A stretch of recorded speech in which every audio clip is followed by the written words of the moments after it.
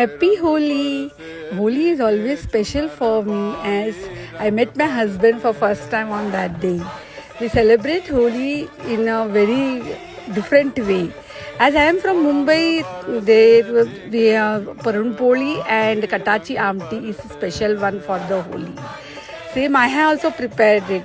Soak the dal overnight and next day whistle it and then add nutmeg, jaggery and then elaichi and prepare a like soft dough. And the other dough for chapati atta, two part and one part maida.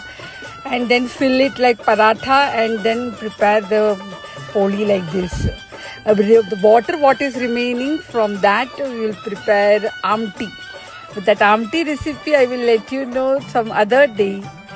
The Holi is full of colors which I too enjoy, but in Mysore they don't celebrate. Happy Holi!